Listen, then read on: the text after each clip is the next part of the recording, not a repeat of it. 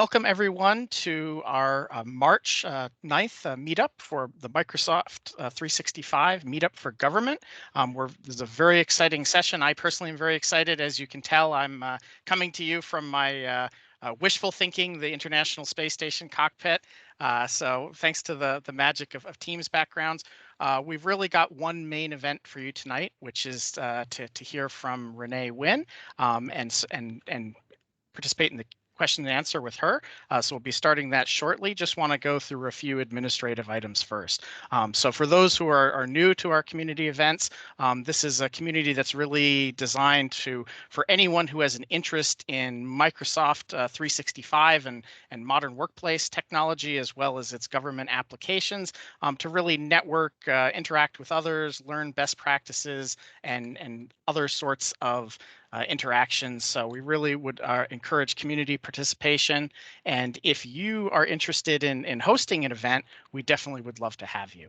We have a few basic community standards that I want to just bring everyone's attention to. So first is please be kind, respectful, and professional to other members. We want to have fun, but we definitely want it to be a welcoming and inclusive place for everyone. Definitely do not share any non-public, proprietary, or sensitive information. While we certainly want the exchange of ideas, this is not the forum for that. And while this is a great place for promotion or self-promotion, please keep it relevant to the group, the topic, the industry, and we certainly want to just remind everyone that any opinions shared in this group are purely the opinions, perspectives of the presenter or the sharer, not of Microsoft or any other organization. Want to also thank two of my co-organizers, Andrew Kagan and Andy Oak from Planet Technologies. They, along with myself, work to put these events together and facilitate them. So very grateful for their contributions. And as I mentioned, we're definitely interested. This only works with the contributions of many folks. So if you're interested in helping to support the community and these events, please let us know, and we'd be happy to include you in either a small or large capacity. For those who don't know me, I'm Nick Giard. I'm a technical specialist with Microsoft. So would love for you to add me on social media if you're interested in connecting further. And if you're new to Teams, we have a few different tips here for you. The most important one to know is the raise hand functionality. So if you look at the little smiley face with a hand, we'll be using that to help moderate the Q&A. So make sure you're familiar with that, as well as where the mute and unmute functionality is. And in about 2 weeks' time, we'll be having our Power Up with the Power Platform event. We've got several exciting presenters to kind of talk about how the Power Platform integrates with Microsoft 365 and really facilitates a lot of great automation, business applications, and other sorts of business intelligence functionality. If you are interested in being a presenter, feel free to use this link or QR code to sign up and share a topic idea, and we'll work with you to schedule a date and time. And for tonight's presentation, feedback is a gift, and we really welcome both your feedback about how we can improve these events, any changes we can make, and also particularly for the speakers we have, so they can understand what they did well, where they can improve, and as well as their contributions. So definitely please take the time to fill out the feedback form either during or after this session. I'll post the link in the chat as well. I do want to highlight a charitable cause that Renee is involved with and had asked us to share. So the Women's Center is one of the area's great organizations contributing to both support causes for both women's issues as well as community issues. And if you weren't aware, yesterday, March 8th, was International Women's Day. So now is a great time to learn, get involved, or make a contribution. And we'll ask Renee a little bit about that later during the Q&A and hear more about the Women's Center. So at this point, I'd like to turn it over to Microsoft's own Jessica Davis to introduce our speaker of the evening. So Jessica. Thank you. My name is Jessica Tavasti Davis, and I am the Director of Government Programs as well as the Chief of Staff for the Federal Civilian Government. So I'm introducing someone today that really needs no introduction, but I am here. So Renee Wynn recently retired as the NASA Chief Information Officer after 30 years of federal service. So she must have started when she was a teenager. She started her consulting business, RP Wynn Consulting, to continue to serve the federal government in a new capacity. As the NASA CIO, Ms. Wynn collaborated with the complex NASA mission programs to improve NASA's global security posture. Ms. Wynn oversaw an IT portfolio of more than $2 billion and provided global IT services to more than 65,000 customers, including operations in Russia to support the International Space Station. Ms. Wynn came to NASA from the Environmental Protection Agency, or EPA, where she served as the acting CIO and the assistant administrator for the Office of Environmental Information. Ms. Wynn spent 25 years with the EPA. Ms. Wynn was selected as a 2020 National Academy of Public Administration NAPA Fellow. She was also selected to be a SAGE for the Partnership for Public Service. As Nick noted before, Ms. Wynn is a member of the board for the Women's Center. The Women's Center provides, it's a really great organization. Highly recommend you look into donating. And they provide services to improve the mental health and well-being of all of their members through counseling, education, support, and advocacy. And so without a further ado, I will pass it over to Miss Renee Wynn. I'm looking forward to everything she has to say. So Renee? Hi there. Good evening, Jessica. So good to see you. Thank you, Nick, Andy, Andrew, and of course, Jessica. Thank you guys for all the prep work as well as the conversations we had to try and develop what I hope is interesting content for everybody and give them a few takeaways. But before we get started, I want to thank Microsoft and Planet Technologies for sponsoring this event. And I'm going to open with a bit of what I hope you see as inspiring video. What you're going to see is what's planned to come from NASA here in the year 2021. So why don't we go ahead and get this party started?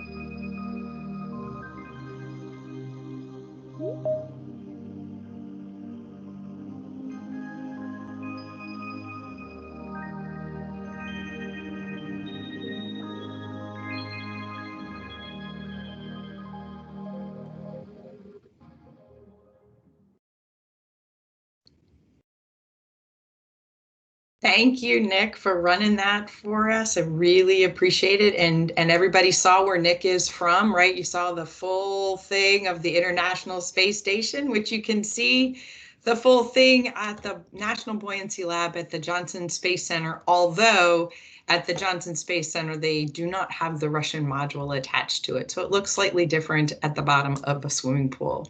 So it's great to be here tonight, and let me welcome everybody to the Artemis generation from the Apollo generation, which is where I am from. All of the Apollo programs were largely in my lifetime. Thank you, Jessica, for letting people know that I did start right out of high school back at first with EPA and then on to NASA. And it was a fabulous career. So it's great to be with you here tonight, and to all of the folks that work in IT and support or in mission support, either within a business or within a federal agency. I want you to know that you are part of the mission or the business. And I love to show this video, especially to folks in the IT world, because what you see there is what gets enabled with good IT practices and certainly excellent cybersecurity practices. And I always felt that being the CIO of NASA made me part of what you just saw. Why do I think that? One, because I sat around the table during the governance process to decide whether we fly or not with the James Webb Telescope, which you saw there. You saw Perseverance and the helicopter there, and I sat in on the governance process associated with that project moving to where it is right now, which is several million, 130 million miles from planet Earth. Okay, don't correct me if I got that wrong, but it's millions of miles away, and Perseverance is already sending us awesome pictures and video and audio, which they have scrubbed to try to give you a sense of what it does sound like or not sound like in terms of being on Mars. And Mars Perseverance does have a little helicopter tucked in underneath her little belly. And everyone hopes that we'll be able to fly that helicopter in due time on the planet Mars. And we would be the first country to do that as well. So very proud, very, very proud of NASA, and very excited to have been the CIO at NASA, despite the fact that I had 4 congressional hearings about management of IT as well as cybersecurity. So I got to make a lot of friends in my particular job. I hope I didn't make any enemies, but you never know. When you're the person that sometimes has to say no, you can make some enemies and not even realize it. So being at NASA was thrilling because on a regular basis, I got to see science fiction turned into fact on a regular basis. And that is also in the space, not space, but in the airplane arena. You get to also do a lot of work at NASA. They're doing a couple of things, urban flight management, traffic management in that research was done on behalf of FAA at our Ames facility at NASA, and then still working on low boom technology as well as more sustainable practices to preserve our beautiful Mother Earth that we've got here. And we've got a gorgeous spring day in the DC area, so I'm very excited about that myself. So what I learned at NASA, oh boy, I learned a lot. But I think I could boil it down to a few things that working at NASA really means, and I think I can speak for so many others that have worked there. And one is selfless service, to give of yourself to greater good on a regular basis. That safety is part of everything that you do. Over 40 some lives have been lost in the pursuit of human exploration in space. And that is, I guess that is commemorated at NASA on an annual basis, where those that have fallen in the pursuit of space travel get honored, their lives and their families also get brought in to help honor those that have gone away. And then we've added to that culture cybersecurity, because you could have a significant event, an international event on the International Space Station if you aren't too careful. And one of the things that I got to do at NASA was overhaul the entire cybersecurity posture to where it is when I left, and they're continuing to make strides, and strides were definitely needed at NASA. And we heard that from the White House when I arrived, which was a lovely greeting to have. Welcome to your first day of being a CIO. And by the way, we'd like you to meet the Federal Chief Information Security Officer. And you can sit here with your boss. Charlie Bolden was my boss at the time. And you can hear about all the things that NASA has to do to get better. Talk about losing, first quickly becoming humble, and secondly just starting to write things down, and then learning how to salute as a non-military person when Charlie Bolden looks to me and says, okay, go make that happen, as if I can pull a rabbit out of my hat, which in some cases I think we did.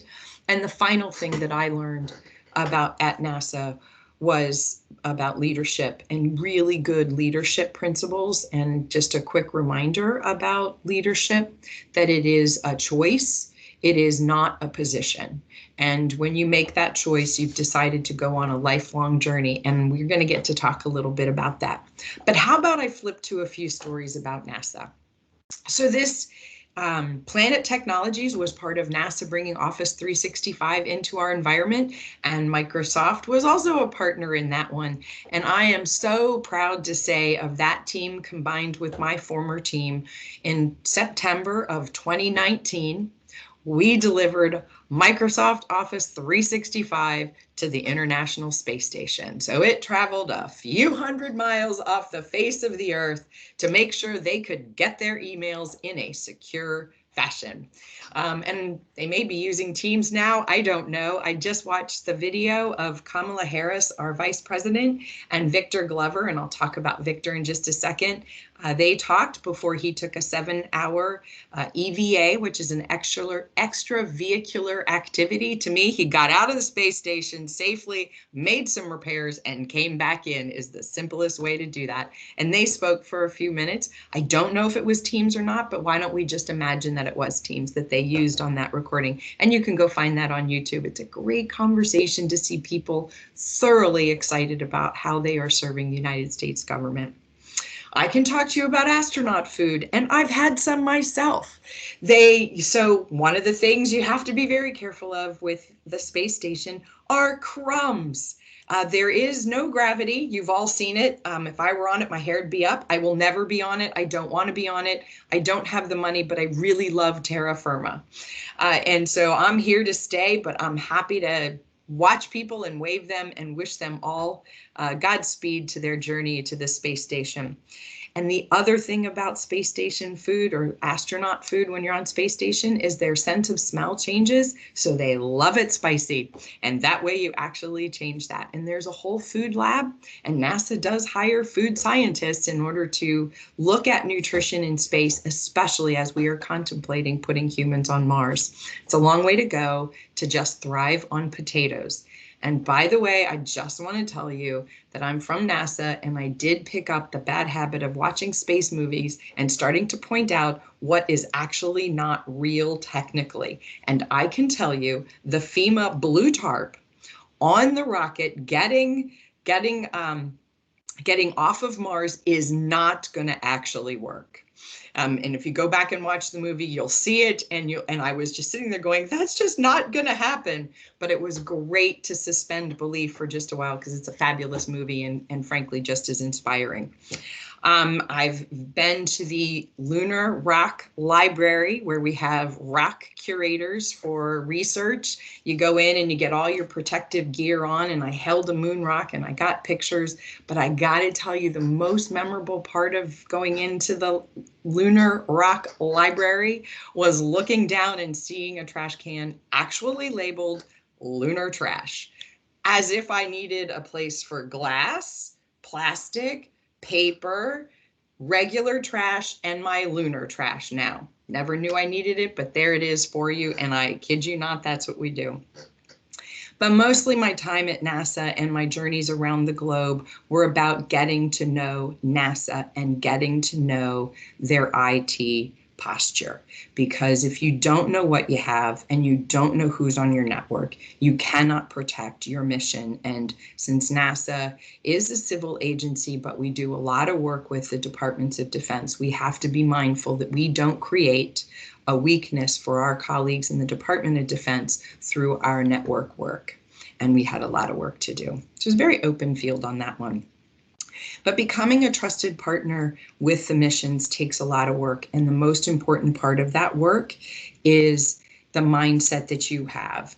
I get, sometimes you feel like you've got all the answers, and I am like every other human. There are times where I'm like, this is how we're going to do it. Let's get rolling. But you run into people that aren't aligned with you, and they're not aligned with your thoughts on that one. And so it's very important to go in first, get to know folks in order to set up a trust environment and begin that trust process in order to move at the speed of that particular relationship. And it is those relationships that have created and helped change the posture of NASA's cybersecurity, because folks started to understand the importance of that cybersecurity. And that the intellectual property that we create and other countries would love to get. And unfortunately, they've been a little bit successful in getting that. And so as I close out with my prepared remarks, because I know Jessica's got some great questions to ask me, I'm going to leave you with two things, because I promised I'd talk about Victor. So getting to know the mission, I got the opportunity to go to Russia for 2 weeks. I think you need to know that my mother was covert operations for the National Security Agency.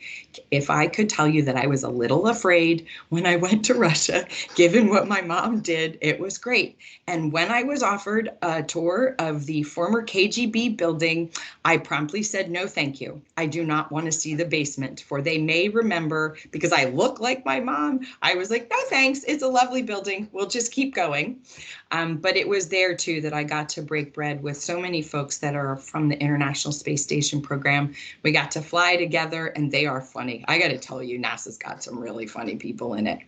And that is also where I got to spend 2 weeks with Victor Glover, who is now on International Space Station. And I have to tell you, he is a fabulous human being. His mindset is about how we as a community can be great together. And he is doing his part through space exploration to give back to the community, and by being shoulders for all the children, no matter what they look like, to dream that they too can enjoy space exploration. Now over to you, Jessica. Let's get this party started even better and start rocking. Great.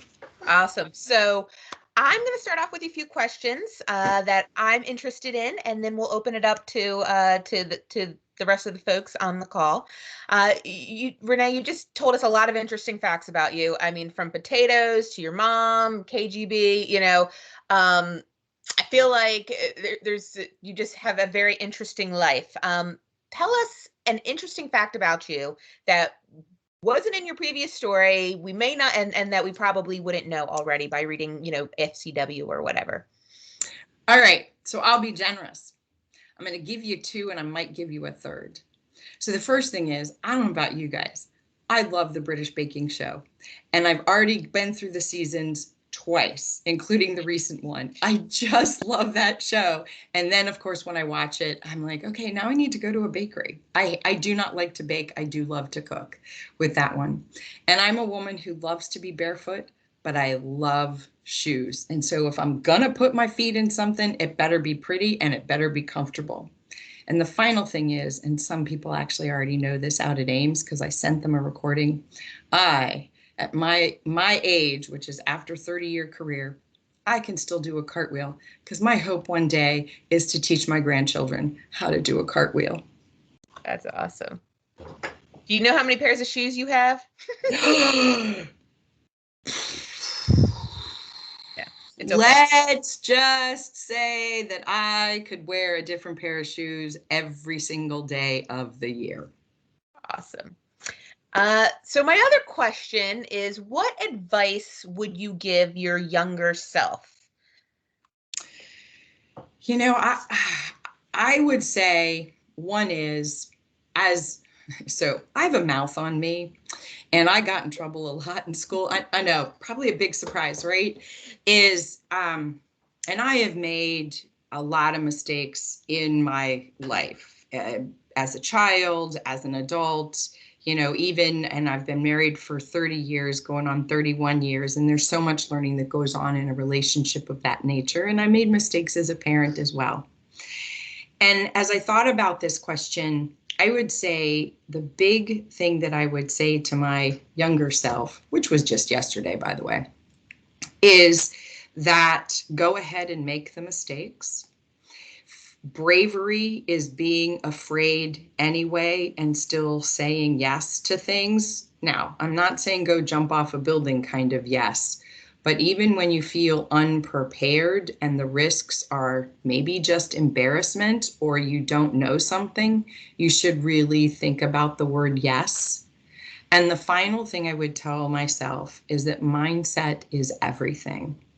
If my heart is with my words, then I will be viewed as genuine and authentic and caring. And if I could leave this world as being known with maybe some of those words afterwards, that I cared about the people that I worked with and my friends and my family, and I gave it my all into everything that I did except vacuuming because I hate it, then I think I would have had a life well lived. Absolutely. And the making mistakes really reminds me of the growth mindset and Carol Dweck's book. I don't know if anybody on the call hasn't read that book. I highly recommend. Changed my life. It's a big tenet of Microsoft and everything that we do. It's about, even if you don't know the answer, that's fine. That's actually encouraged because you can learn. And even if you make mistakes, that's okay because you learned and you continue to grow. And so really resonate with what you said, Renee. Yeah. And then, kind of on that same point, and my last question, and then because I see we already have some questions coming in and some people with hands raised, what are some resources or books, or what do you do to ensure that you continue to grow and develop as a leader? What are some of the things you do or you recommend to other folks? So 2 aha moments associated with that one. When I became a member of the senior executive service, the way I looked at that, achieving that when I was at EPA was, I've made it. Good, I got it. We're there. And so I sat down with my boss at the time, and as I was developing my first ever executive performance plan, which is different than the GS for civil servants. I'm looking at this thing and I'm going, there's this whole thing on, there's this whole piece on a learning development plan. And I looked at him, and I just finished a year-long development program. And I did not feel like I could ask for more from the federal government because I needed to apply a little bit of what I just finished learning. And my boss just looked at me and he says, life is about learning and you should be doing it all the time. And I'm like, okay, right? It's kind of like your mind is going, wait a minute, I was not with, when he was talking like he was, I was not at that same place, but he's my boss. So I quickly arrived in that same place, right? Just adjust as quickly as possible. And so I quizzed him on it. I said, I hear you on that, but you guys just spent thousands of dollars on my development and I really don't want it to go to waste. So what are you thinking? Right? Because I was still trying to buy time because I couldn't get my head wrapped around it. He says, oh, it is quite simply reading a book. And now it's not just reading a book, it's a podcast. I went on to teach a little bit and do a lot of organizational development stuff. And I turned all of those things into my learning goals for a particular year. And then that's true at the house, right? We've been here for a while, and I'm even turning in, I said that I love to cook. I'm starting to sort of pivot onto different styles of cooking and experiment with different cuisines that I've made before, but has sort of made and moved on. And I'm trying to blend that into my repertoire. So even at home, you're constantly learning about different things, including I am not the one to vacuum, which is a constant, at the house. Actually, everyone knows that I don't do it. So everyone just jumps in. And the second aha moment that I had, that was the first one in front of my boss who's saying, oh, you need to be learning. And you're like, oh, aha, need to align with boss. And he gave me some really good pointers on that. And there is no absence of content now. I mean, this was back a few years ago. The second aha moment, and this was pulling the pieces together of my leadership journey, was I had just joined NASA, and we had an offsite with the group of people that were the direct reports in the DC area. And it was a very tense session. And I had not been in a team environment with that kind of tension. I've been on a lot of teams in my life, and even negotiating against the Department of Defense on how to clean up unexploded ordnance. It was very professional, and not, there were some tense moments, but it wasn't thick tension. It was, okay, we're going to deal with this issue. Okay, let's go. So we walked out, and I pulled the woman who was leading us aside, and I said, okay, I'm going to need some help here. I've not faced and I've not worked with this kind of tension before, and I'd really like you to coach me through how to work through this. And she said, well, come to my office. Dutifully follow her to the office. You're coming with me on this.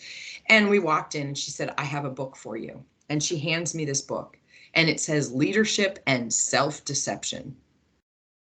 I'm like, you don't know me. What do you mean you're handing me a leadership and self-deception book? And I think she's seen this look before that I gave her. I did not speak. There were thought bubbles, but no speaking. And she handed me, and then she said, no, I need you to read it. It's an easy read. And here's a question guide to help you pull the content. I cracked that book with attitude, negative attitude, bad mindset. And within the first chapter, I totally understood the gap that I was missing on my leadership journey. I could read all sorts of techniques on how to work through tension and collaboration and negotiation and how to give feedback. But the piece that always had to come through on my leadership journey was that I had an open mindset oriented, or an outward mindset toward whomever I was talking to or working with. So that, Jessica, if it were you and I talking, and I sit there listening to you with the intent of giving you my best for you to be your best. It is not about what can I get from this conversation. And if I've agreed to have that conversation, my head is trying not to spin on anything else that needs to be done, because we all know it when someone stands in front of us and says, sure, I'll help you. And you know darn well, tone, body expression, they have no intention of helping you. And you know how that makes you feel. And it was at that moment that I have strived to always hit things with an open mindset. I am not perfect. Because trust me, there are a few people that have not gotten the open mindset.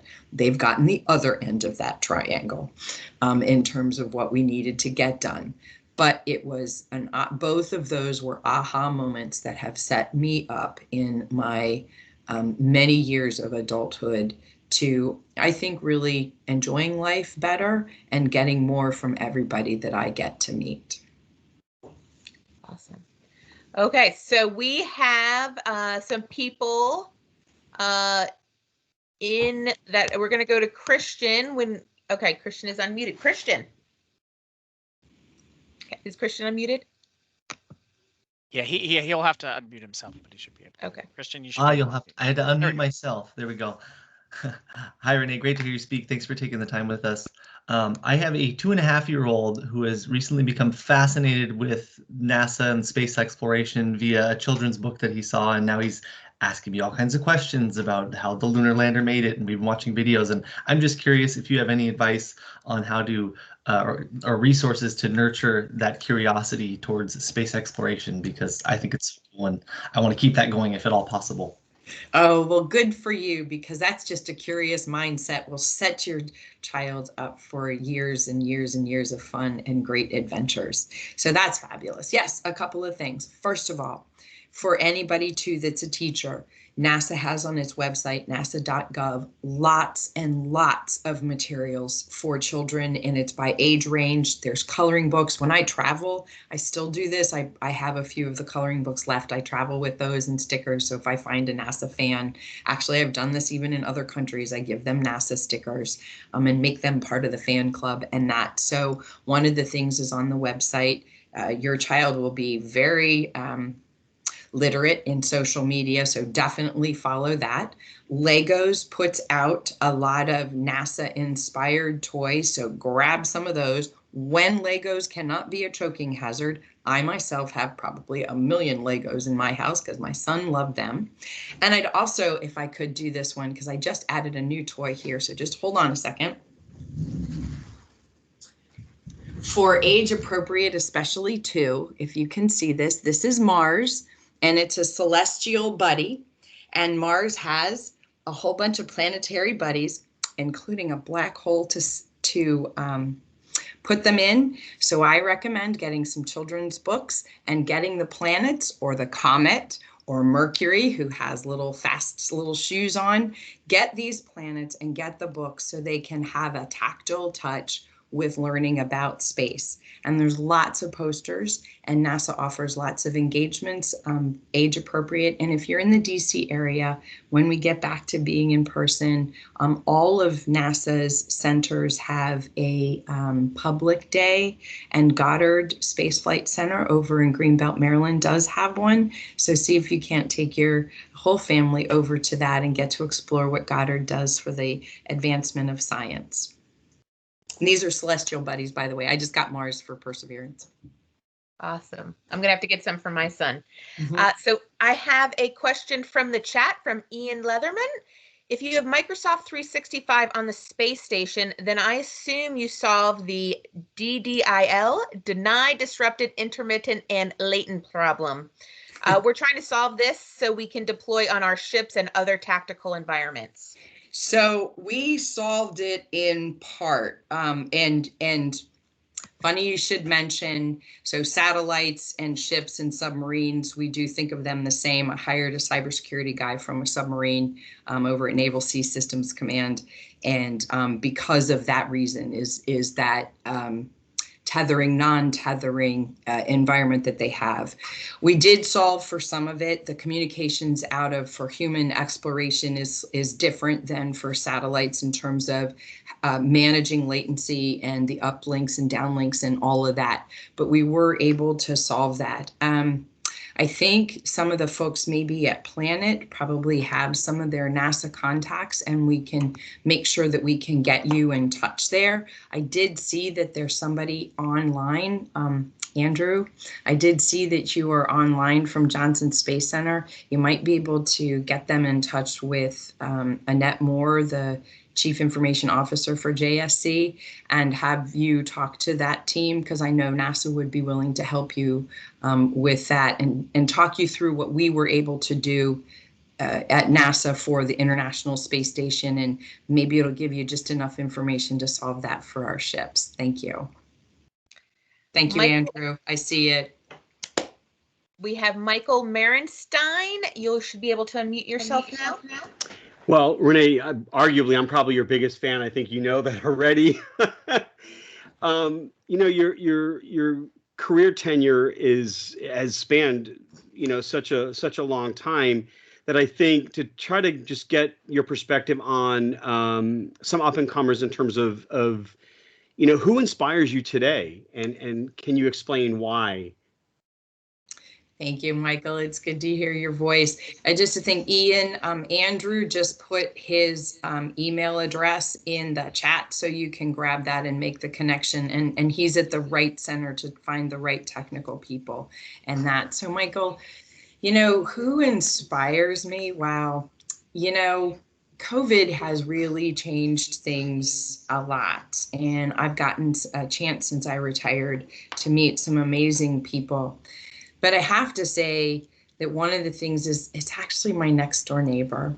And right now, she just really impresses me. So her husband he's full-time National Guard.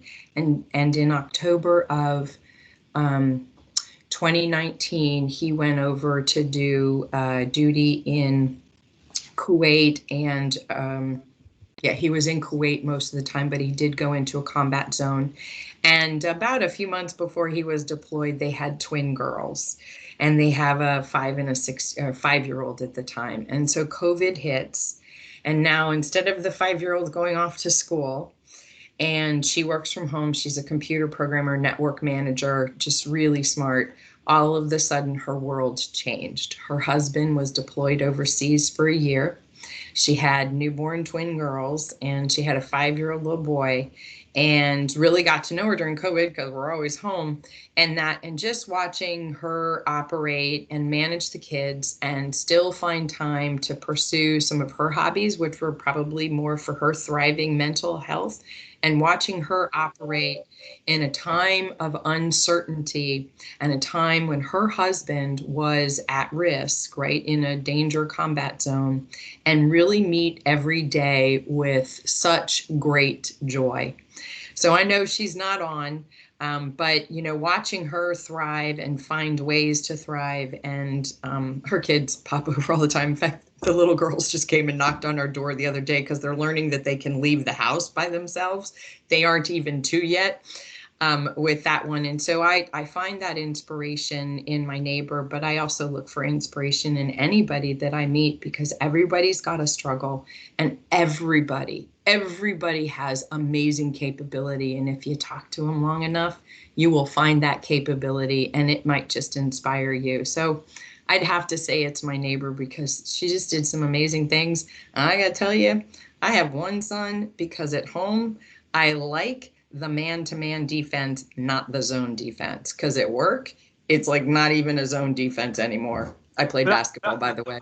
I'll tell you this, and I know there are other questions, so I'll make this quick. But the thing I really respect and appreciate about you, Renee, is that you know, during your tenure to where you are right now, you always manage to find a human element, and I really respect and appreciate that about you. Thanks, Michael. I appreciate that. Look forward to talking to you soon. Absolutely. Mm-hmm. So the next question comes from the chat from someone I'm sure you know, Joyce Hunter. Hi, Joyce. As a woman in a predominantly male organization, NASA and IT, what advice would you give younger women aspiring to a career at NASA or in IT? Hey, Joyce, it's great to see you, and thank you for the question, and back at you, right? So, one thing was, since I spent 25 years at EPA, there were lots of women in higher executive management positions. Like Carol Browner was the administrator when I was there. And for me, I could see them at the, pinnacle of these organizations with huge controversy going on with environmental protection, and there always has been, right? And watching them navigate and really learning strategies of how to work with people. And then I had to focus on my own comfort. So my time of being raised, and Joyce, I have a sense of your age, right? And us being raised when we were not encouraged to color out of the lines. We were encouraged to be obedient. Now, I had a mouth, so I didn't do obedience very well. So I got to know every principle in my schooling. And so maybe that's not a good strategy, but it's not a bad strategy either. All you parents, it's going to be fine. And so I really had to find, the bravery within myself to be able to represent, especially at NASA, right? I'm working with somebody that's the head of human exploration, and very powerful man, very lovely man, very smart man. And I knew that in order to serve, I had to find within myself the best way to represent the organization, as well as the best way to serve NASA. And it's through that service that I found the ability to be able to work with people that intimidated me.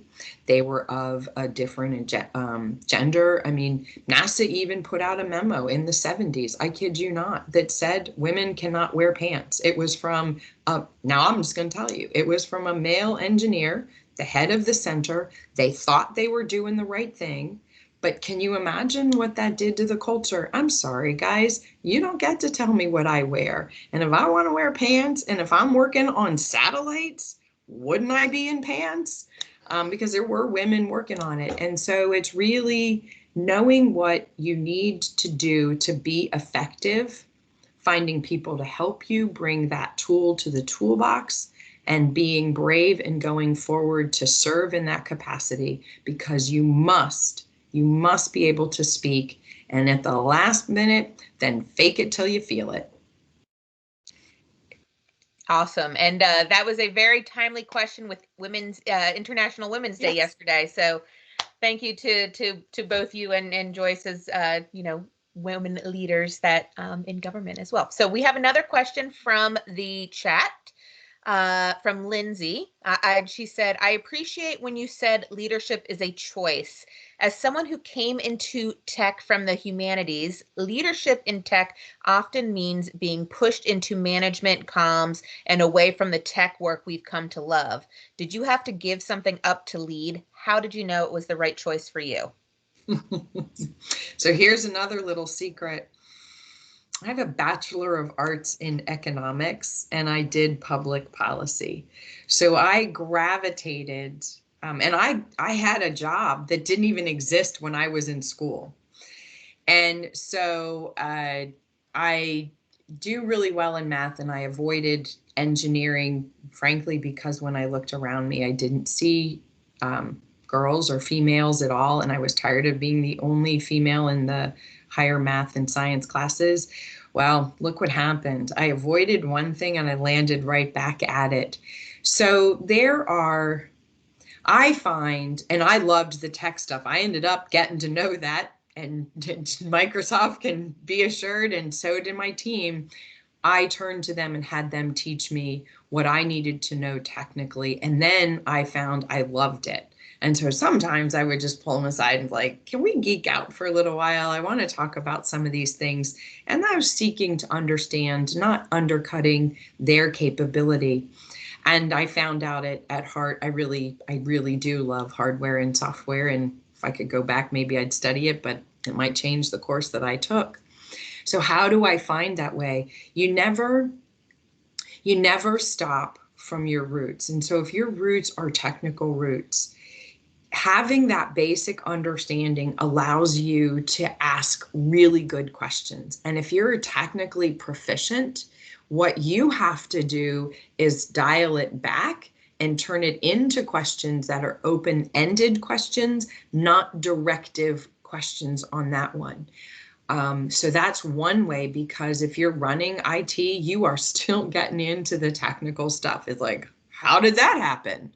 All right, well, we put it on the right network. Well, tell me how come the network didn't have precautions in place, right?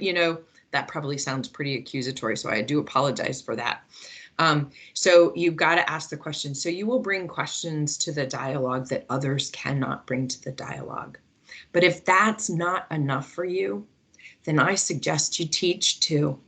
There are so many schools out there and so many organizations out there that would embrace somebody walking up and going, can I go to a school and teach a computer lab? Can I go and do robotics in the school? Or hold a lunch and learn and share with them your great physics project? I mean, to me, the job and your personal life are places where you can continue to be curious and continue to give. It's all just a matter of finding that right niche, but you have to seek it out and pursue that. And then great things will happen from it, but you don't have to leave your roots behind. You can use your roots to propel you forward.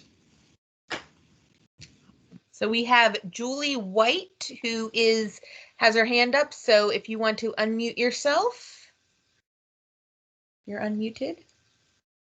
Hi, thank you. Renee, thank you so much for taking the time with us today. This has been so interesting. I'm curious to know more about, or if you can share information about the types of teams at NASA and how diverse they are in ideas and career focus and things of that nature. One example that would come to mind is that, are there folks on technical or scientific teams that are focusing on the ethical implications of space exploration and not leaving trash everywhere we go and things like that? Yes, excellent. Thank you so much for asking this one. So I'm going to answer sort of two answers for your question. So let's talk about, there's probably more than two answers, just two that I'm going to give. So let's talk about space debris. Space debris is a huge issue. It's a huge issue for the globe. This is not a United States alone issue. And the more exploration that we do and the commercialization of what's called low Earth orbit is creating more opportunities for space trash. There's a lot of discussions going on right now on reclamation and other opportunities to use that debris in other ways, as long as you can do it safely. It isn't particularly safe in space, but it can be done with that one. So you do have to manage the safety of the effort, versus the reward, the risk and reward trade-off. Engineers and financial analysts do this all the time. And this risk versus reward will have to be taken into consideration. There are several companies doing a lot of research in this area. And I could see, this is just Renee's little pea brain here, I foresee that the management of space debris becomes a profession in and of itself. It becomes a business operations because some of those resources can be reused for other purposes in space. For example, NASA did a whole competition probably in 2016 timeframe, converting trash to tools using a 3D printer, so that when you're in space, you are not, it is not hit the Amazon button and have it show up on your doorstep. It's what can I do to solve my problem? We all saw it on Apollo 13. And if you haven't seen it, it's a great movie. And it talks about really saving lives with what you've got. And so space debris and management of that and the reuse of that is definitely an open field and a lot of opportunities to come. The second part of this is the diversity of NASA teams. NASA is making strides in diversity in terms of how we look and how we self-identify, but they also have, and they are making the strides that they need to make, and that's great. But there's also diversity of thought and diversity of the disciplines that you bring together.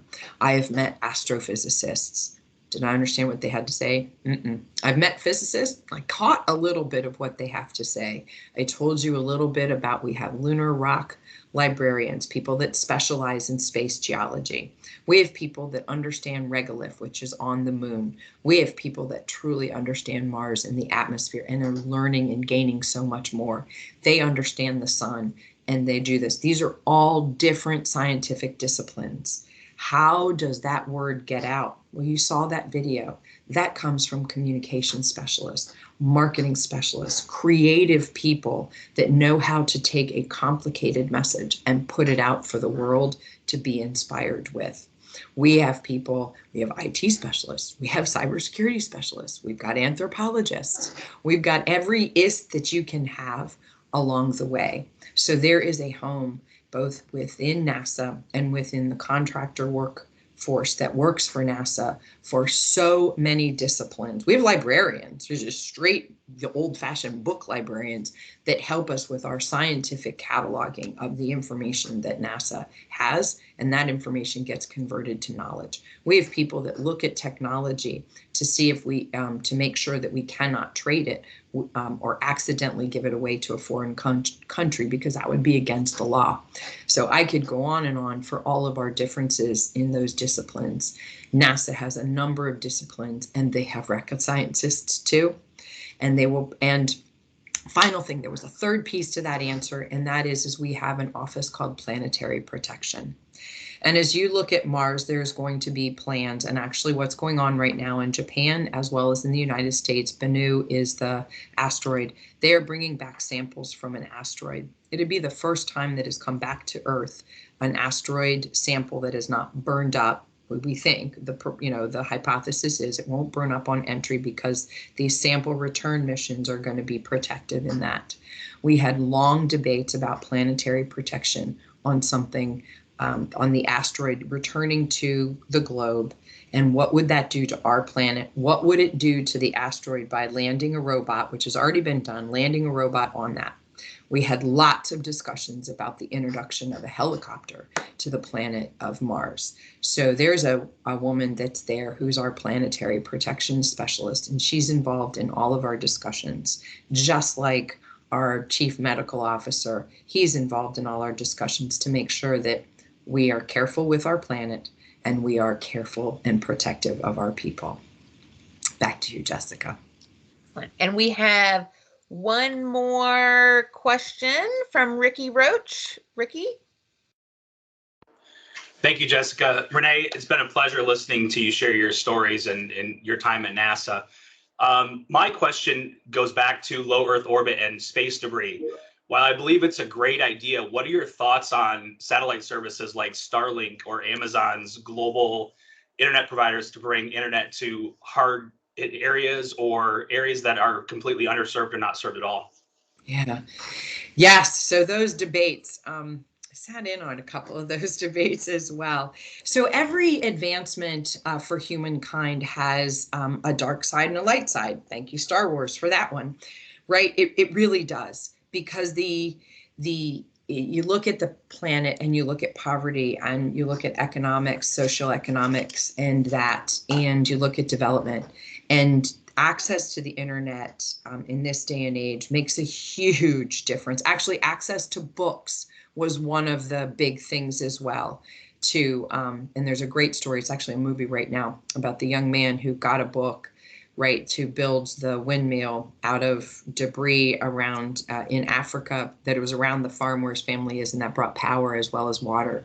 And that how he's blossomed. She's taken that technology, the windmill technology, and how they've converted that, and that has given them access to cell phones and all of this because of the generation, the ability to generate electricity.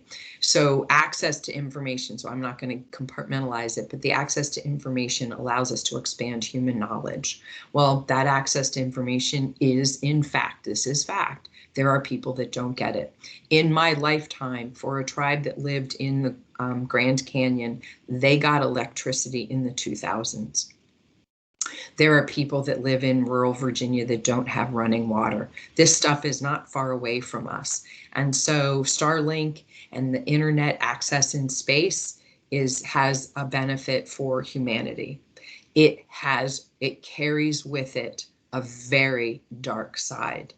And as long as people go through and first and foremost illuminate the risks associated with it, and then work really hard to mitigate those risks.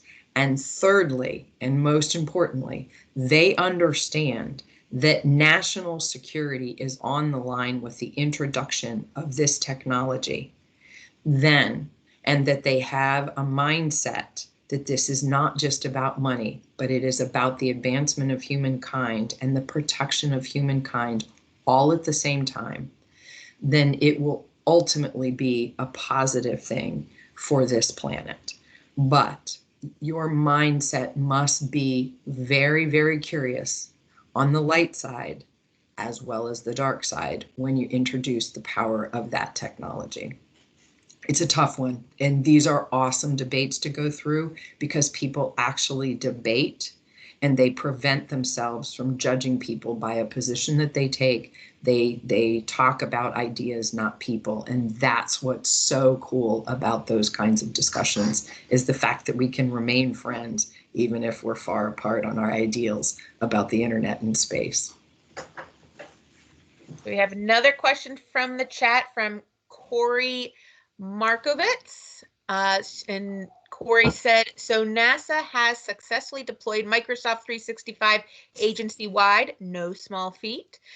What other large agency-wide goals does NASA have as it relates to technology? There's actually a couple of things that are going on right now. One is to switch of many software packages that the agency has, is evaluating that software and identifying what of that software should be enterprise licenses versus a license where only, a handful of people use. There's over 40,000 pieces of software used by NASA on a regular basis. And so making those decisions, then when you make that decision, optimize, rationalize, whatever word you want to do, that comes then with a deployment factor associated with it. and software is everything. NASA is also on sort of two very challenging and very exciting things. They're on the digital transformation. Well, but before I left, I was the co-lead for digital transformation. And this has all sorts of opportunities, but it is hard work in order to do that digital transformation when you have really awesome legacy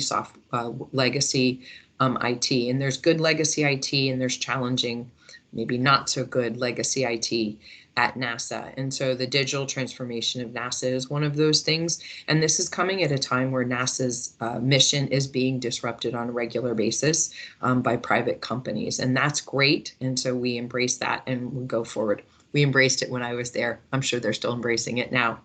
And then the final thing is managing our data. Great opportunities. We give our data out on a regular basis, but we could do more with our data by trying to look at it a little bit more holistically, a little bit more comprehensively, and maybe there'll be some other discoveries in some old data that we have. And so those are just 3 examples of the IT journey that NASA is on, in addition to its journey to launch the James Webb Telescope, which has never been done before, as well as really contemplate putting the first female boots on the moon. Well, I think we have all of the questions asked and answered. So thank you so much, Renee. My last question to you is about the Women's Center. So we talked about that at the beginning. There was a link. Yep, there you go. Can you just give us a little background about what they do and, especially during this month, this week, about what you're doing with them and how a donation can help. Great, thank you so much. I have been contributing to the Women's Center for nearly 30 years. I gave my money, not my time. Now I'm giving my time with my money. The Women's Center is set up to help women, families, and even men reestablish themselves after a life traumatic event. The most common traumatic event that we see is domestic abuse or sexual abuse. And the first piece to help anybody after an event of that nature is first their mental health. And so we provide a sliding scale of access to mental health counselors. We offer counseling on financial management, how to interview, how to dress for careers. Many of these women and some of the men that do use the center come in and they've never really worked in an environment, a professional environment before. So we prepare them for that. And even $100 can buy a session or two for the women and the men that need this. It has been very challenging during COVID to get people to come out because they can't get away from the environment by which they may be where the abuse is happening. But we are figuring out ways to reach our clients and expand our clientele and our reach even with COVID. We are expecting and preparing for a surge of in-person activities when more and more of us are vaccinated and it is safe health-wise to be able to interact, give professional services in a physical environment again. So we are getting prepared for kind of an uptick, but we've been able to continue to provide those services. And it's so important to get resettled and reframe. You have to reframe your life if you have been through domestic abuse, or if ever you have felt that you are not a valuable person. You have to reframe and understand that you are capable, that you are valuable. And the best way to do that is to seek professional help. And that's also, there are people that have brain chemistry issues, which is the way I like to refer to depression and anxiety. It is a brain chemistry issue. And those are also the other times that you really need to go get help, because your life can be productive if you've got the right people cheering you on. So thank you with that, and every little bit goes a long way. So thank you very much, team, for letting me sort of share my actual passion for helping the Women's Center. Well, thank you for joining us today. Tons of positive feedback and remarks. I want to do a part 2. So we'll see about that. But again, thank you for your time. Please complete the feedback survey if you really do want a part 2. And then Nick, are there any other closing remarks? No. Yeah, I just want to reiterate, Renee, thank you so much. This was both a really educational and inspiring talk. And I know myself as well as many others learned a lot. So as we like to do in the program, definitely want to give you a round of applause here. So lost in the virtual forum somewhat. We don't get that. We'll have to get like a laugh track or an applause track for Teams. Maybe we'll put that feature request in. So, but thank you very much. This was definitely wonderful to hear from you and your experiences and wisdom. Right. Thank you. It was an honor. Absolutely. So we'll close out, as Jessica said, please take the time to fill out the feedback form. We very much appreciate both your comments on how we can improve what we did well and what we can do in the future. As did notice, we've put the link to the chat for the Women's Center, so please take the time to educate yourself about their mission and cause, and if you're able, they certainly would benefit from your donations. If you're not familiar, we and are looking for technical collaborations or questions, the Microsoft Public Sector Tech Community is a great place to start. It's one of our partner organizations, as well as the Azure Government DC Meetup.